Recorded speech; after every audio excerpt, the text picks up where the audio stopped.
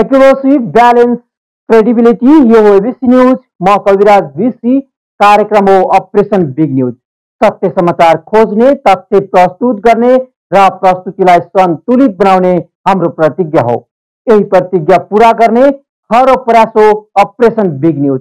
जनसरोकारका हरेक विषयलाई हामी बिग न्यूज बनाउँछौँ र हरेक बिग न्यूजको अन्तर्कथा खोज्दै दर्शकका अगाडि अपरेसन गर्छौँ। फरक समाचार र गहिरो समाचार दिने हाम्रो प्रयास निरन्तर जारी छ।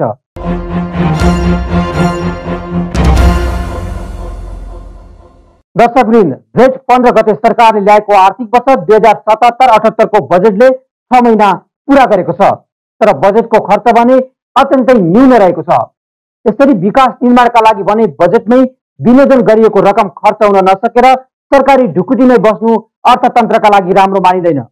2077 पुससम्म पुँजीगत खर्च 14% मात्र हुनुले विनियोजन बजेट कार्यान्वयनमा समस्या आउने देखिन्छ। आज हामी सरकारले गरेको अर्धवार्षिक बजेटका समीक्षा र कार्यान्वयनमा भएको चुनौतीका विषयमा केन्द्रित रहनेछौँ कार्यक्रम बिग न्यूजमा।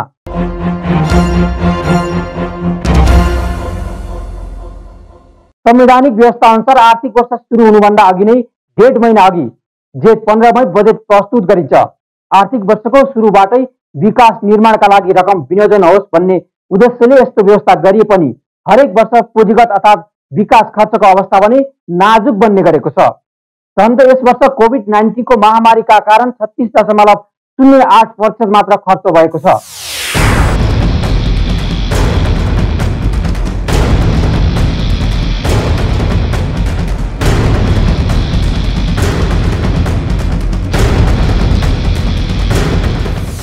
अर्थ मन्त्रालयले आर्थिक वर्ष 2077-78 को बजेटको अर्धवार्षिक समीक्षाबाट पुससम्ममा पुँजीगत खर्च 50 अर्ब 82 करोड रुपियाँ अर्थात् 14.40% र चालू खर्च 3 खर्ब 82 अर्ब 36 करोड रुपियाँ अर्थात् 36.08% भएको तथ्याङ्क सार्वजनिक गरेको छ।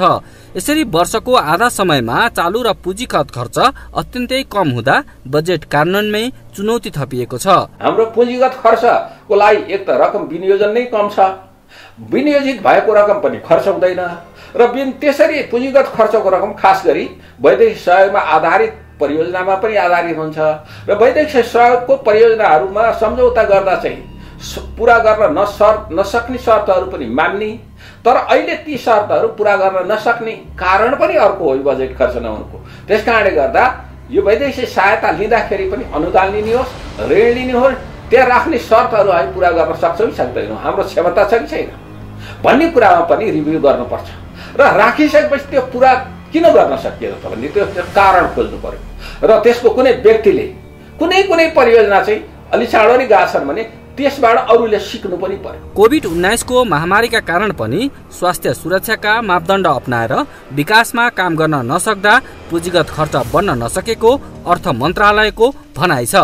विगतमा बजेट सक्नका लागि आर्थिक वर्षको अन्त्यमा हतार काम गर्ने प्रविधि यस वर्ष समेत हुने निश्चित देखिएको छ। अर्थ मन्त्रालय आफैले बजेट कार्यान्वयनमा गैर बजेटरी माग, थप निकासा माग, बजेट विनियोजनमा पर्याप्त ध्यान नपुर्याएकै कारण चुनौती थपिएको जनाएको छ।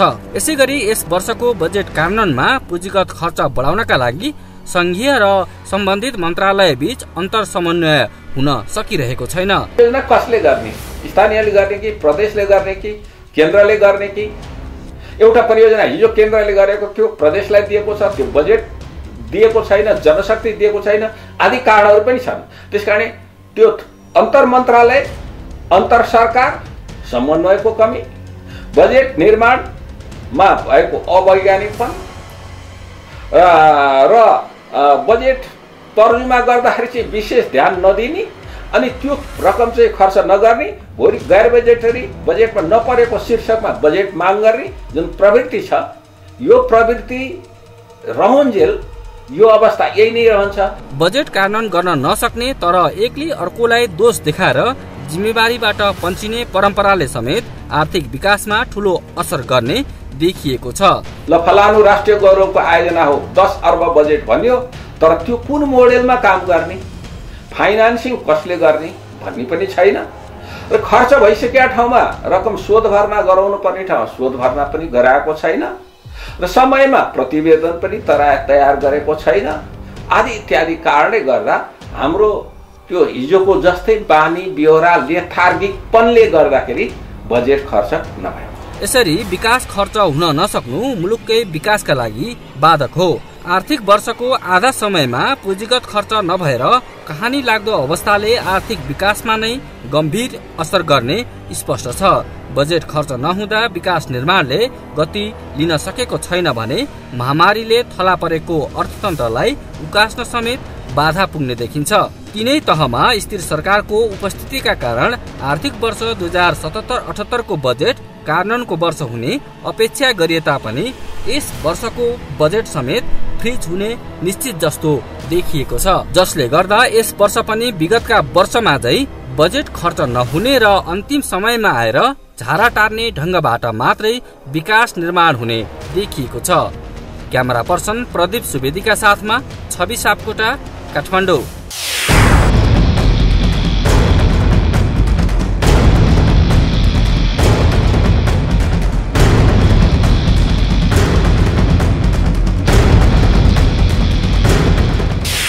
नेपालमा विगत लामो समयदेखि नै विनियोजन बजेटको सही सदुपयोग हुन सकिरहेको छैन। आर्थिक वर्षको अन्त्यमा एकै दिन करोडौं बजेट खर्च हुने विगतको परम्परा यसपटक समेत हुने निश्चित भएको छ। बजेट सकिनेकै लागि आर्थिक वर्षको अन्त्यमा ठूलो चलखेल हुने गर्दछ। पुससम्मको विकास खर्च र साधारण खर्च समेत विनियोजन रकमको केही प्रतिशत मात्र खर्च हुनुले अर्थतन्त्रमा समेत नकारात्मक असर पर्ने देखिन्छ। थप प्रसङ्ग जोड्नेछौँ एकैछिनको ब्रेकपछि।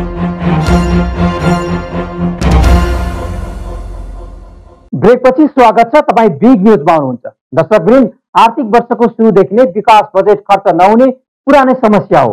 जेठ 15 गते नै बजेट ल्याउने संवैधानिक व्यवस्था भए पनि बजेट कार्यान्वयन गर्ने प्रविधिमा भने परिवर्तन आउन सकेको छैन। विकास निर्माणका लागि भने छुट्याइएको बजेट समेत सुरुदेखि नै खर्च नहुने प्रविधिले अर्थतन्त्रमा समेत धक्का दिइरहेको छ।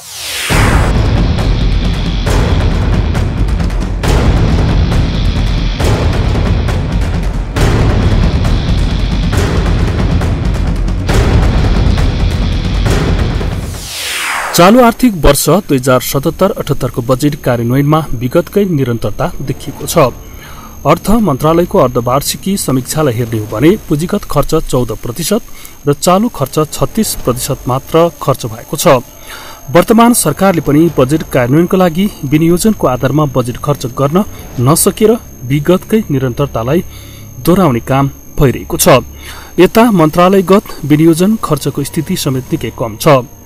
पुँजीगत खर्च गर्ने मुख्य मन्त्रालय अन्तर्गत अर्थ मन्त्रालयले 8%, उद्योग वाणिज्य तथा आपूर्ति मन्त्रालयले 6%, कृषि तथा पशुपक्षी मन्त्रालयले 9%, खानेपानी मन्त्रालयले 9%, परराष्ट्रले 4%, वन तथा वातावरण मन्त्रालयले 7%, भूमि व्यवस्था तथा सहकारी मन्त्रालयले 6%, स्वास्थ्य मन्त्रालयले पनि करिब 6% मात्र खर्च गरेको छ। यस तथ्याङ्कले के देखाउँछ भने धेरै जस्तो मन्त्रालयले 6 महिनामा पुँजीगत खर्च 10% भन्दा बढी गर्न सकेका छैनन्। बजेटको विनियोजन भएको पहिलो 6 महिनाको पुँजी र चालू खर्चलाई हेर्ने हो भने यस वर्षको बजेट कार्यान्वयनमा चुनौती थपिएको छ। 6 महिनामा पुँजीगत बजेट खर्च गर्ने मन्त्रालयहरूको हेलचेक्राइको कारण अर्थतन्त्रलाई समेत बाधा पुर्याएको छ। संरचनामै परिवर्तन गर्नुपर्ने आवश्यकता छ। त्यो संरचना भनेको चाहिँ हाम्रो योजना निर्माण, परियोजना छनौट र परियोजनामा बजेट विनियोजन गर्ने सन्दर्भमा त्यसको तयारी, राष्ट्रिय गौरवका आयोजनाहरूको लागि इयरमार्क गर्ने बजेट त्यसमा कमी हुन नदिने भनेको छ एकातिर, तर त्यही खर्चै भएको छैन। भनेपछि त्यसको सन्दर्भमा पृथक खालका विशेष खालका कानुनी व्यवस्था र कानुनी व्यवस्था पालना भयो भएन भनेर समुचित अनुगमन। अबका दिनमा बजेट कार्यान्वयनलाई जोड दिने र पुँजीगत खर्च बढाउनका लागि कार्ययोजना बनाउने हो भने आर्थिक वर्षको अन्तिम बजेट सक्नका लागि गर्ने विकासले भ्रष्टाचारलाई प्रश्रय दिनेछ। यसरी नै विनियोजित बजेटलाई खर्च नगर्न सक्ने विगतकै परम्परा आउने हो भने कोभिड-19 ले थला परेको अर्थतन्त्र अझ जोखिममा पर्नेछ।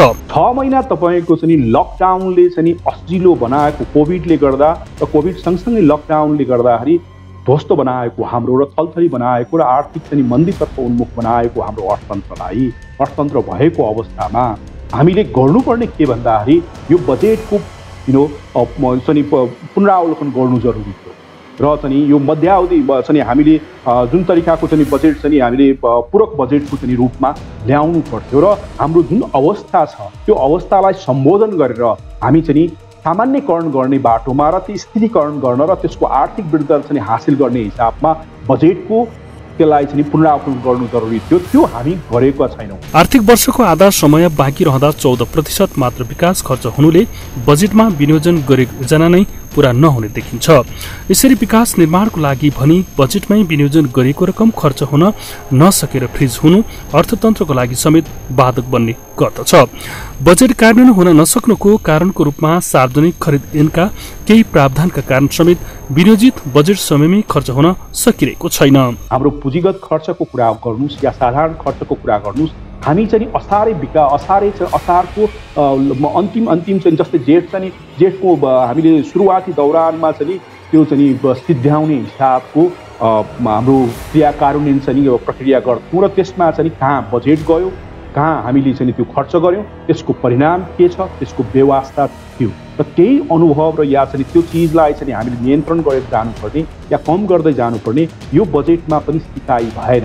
यता यसरी तोकिएको बजेट कार्यान्वयनमा आउँदा आर्थिक वर्षमा खर्च गर्ने भनेर छुट्याएका विभिन्न आयोजनाको समय लम्बिनुको साथै लागत समेत बढ्दै जानेछ। यता बजेट सक्नुको लागि वर्षको अन्तिममा आएर हतारमा खर्च गर्नुपर्ने भएकोले गरेका काम समेत सधैँ गुणस्तरहीन हुने गर्दछन्। त्यसैले पुँजीगत खर्चलाई प्रभावकारी बनाउन सम्बन्धित नियमन निकायले ध्यान दिनुपर्ने देखिन्छ। आजका दिनसम्म हिजोको दिनसम्म पनि 16% पुँजीगत खर्च भएको छैन र चालु खर्च पनि 37-38% भन्दा बढी भएको छैन। चालु खर्च पनि के हुन्छ भने धेरैले पुँजीगत खर्चको कुरा मात्रै गर्नुहुन्छ, म चाहिँ चालु खर्च पनि खर्च हुनुपर्छ। चालु खर्च किन राख्या भन्दा कर्मचारीको तलब भत्ता मात्रै त होइन नि, चालु खर्चमा पनि त औषधि दिनुपर्ने होला, रासन दिनुपर्ने होला, अनुदान दिनुपर्ने होला, सेवा सुविधा दिनुपर्ने होला, उद्योग व्यवसायलाई सेवा सुविधा दिनुपर्ने होला, सामाजिक सुरक्षा भत्ता दिनुपर्ने होला, त्यहाँ पनि खर्च भएन भन्नुको अर्थ जनताले पाउने सेवा सुविधा पनि। असारको अन्त्यमा हतार विकास बजेट खर्च हुने परिपाटीमा कमी आउन सकेको छैन। विनियोजित बजेट समयमै खर्च हुन नसक्नुको कारण वित्तीय जवाफदेहिता र उत्तरदायित्व कसैले बोध नगर्ने परम्पराले विगतदेखि नै बजेट कार्यान्वयन हुन सकिरहेको छैन। प्रदीप सुवेदीको साथमा एबीसी रिपोर्टर छवि सापकोटा, काठमाडौँ।